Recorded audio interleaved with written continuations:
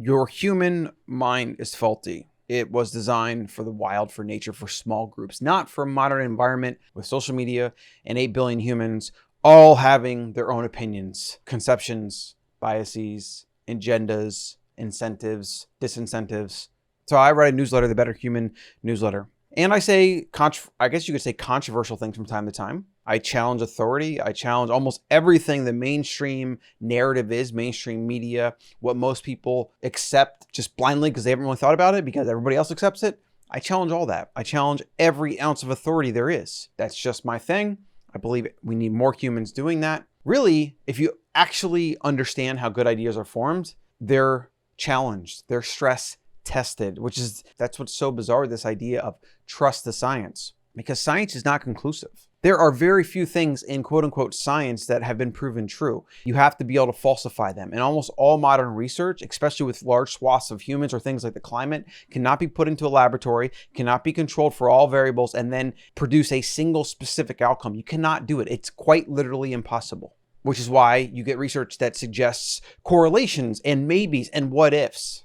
People don't understand how science is done. So they think somebody on TV who's a scientist, they think that person must have read through thousands and thousands of papers and come to a reasonable conclusion. They assume that they have no monetary incentive in the matter whatsoever, whatever. It's just like completely and utterly ridiculous in every way. When you understand how research is done, how faulty it is, how faulty the peer review system is, and then you understand just from a first principles perspective of how you can't falsify certain things. It's quite literally impossible to prove them, which is why Socrates, even 2,000 plus years ago, said that he knew nothing, because he understood the dangers of having rigid beliefs about things. All it did was set you up for being wrong, because things change. The universe is constantly in flux.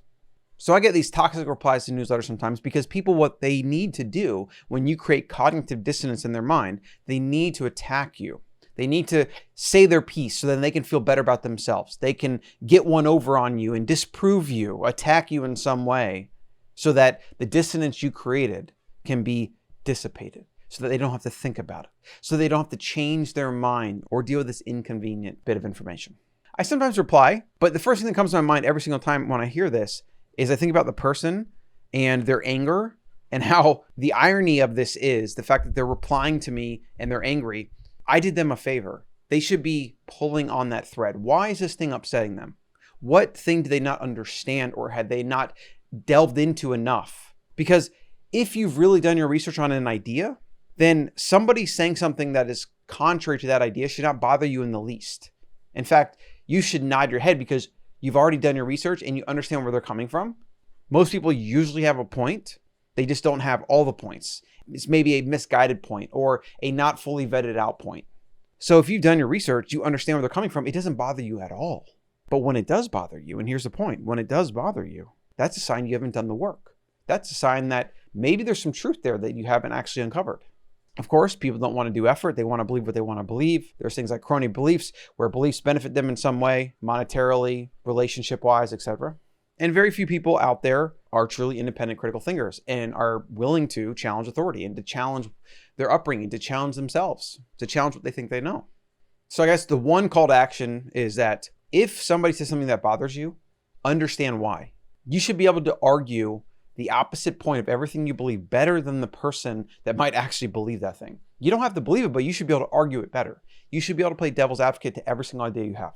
Most people can't even fathom the idea of thinking that there's a possible other truth out there that is counter to what they think or believe.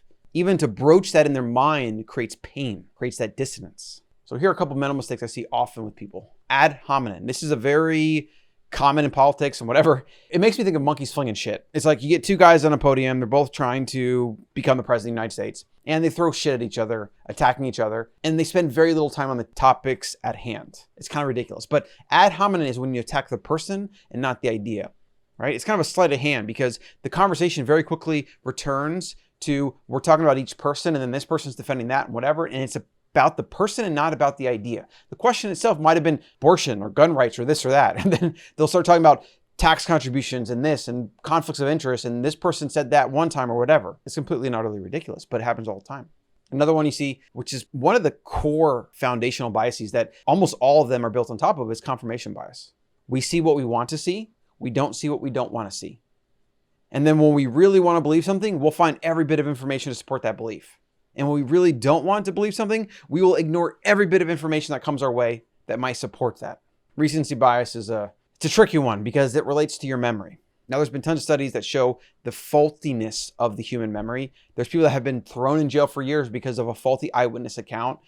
Recency bias is basically when you recall a memory, whatever's going on recently, if you're in a good mood, a bad mood, if this thing has happened recently or that thing has happened recently, when you recall that memory, it is influenced by what's going on recently or what has happened for you recently. So you will completely change your opinion every time you recall a memory. Now, most people think that memory is like a hard drive where they can recall a perfect video or image of a certain memory, but that's not how it happens at all. Your mind is not a hard drive that has perfect recall. Your mind influences every single thought, feeling, and emotion and memory that it recalls to the forefront of your consciousness. Every time it does that, it influences it. It adds something or takes something away.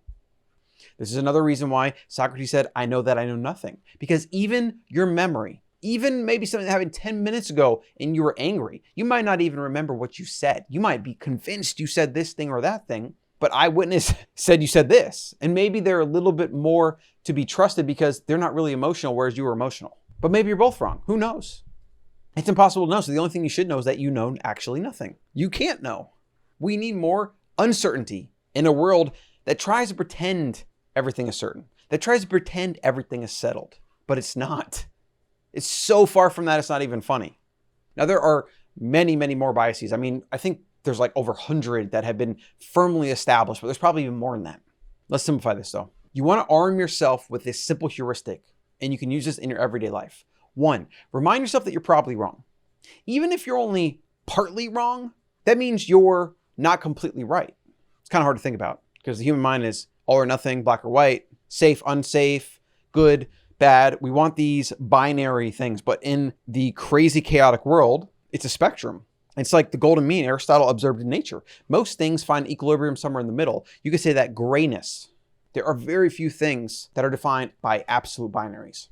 So remind yourself that you're probably wrong is number 1. Number 2, as Socrates said, know that you know nothing. Create an empty blank state of your mind.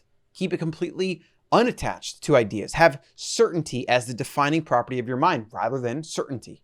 This will keep you open to information. This will allow you in real time to assimilate information that's coming at you, devoid of emotion, devoid of bias and preconceived ideas or whatever. I mean, hopefully, you probably won't do it perfectly, but you want to remove yourself as much as possible from your ego and from crony beliefs and from what you want to believe and etc., so that you can come to a conclusion or at least a reasonable idea of what might be right in real time. This will have you be less wrong. Number 4, say maybe a lot. Shrug your shoulders a lot. When somebody says, what do you think about this? It's like, I don't know. I haven't thought about that. People expect you to have this rapid fire answer for everything, to have thought about everything and to be able to make an opinion on everything. It's ridiculous. And 5, for the love of whatever you deem holy, stop getting upset at others when your brain is struggling to open itself. If somebody says something that challenges your beliefs, take that as a sign to do some work. Take it as an opportunity to expand your mind in that moment and either add to your existing knowledge base or completely destroy something that's in there that needs to be destroyed. Either way, it's going to benefit you. Whereas getting angry and attacking somebody else makes you more rigid in your beliefs, and that will over time be a liability and can lead to ruin. Get the Better Human newsletter over at thebetterhuman.co.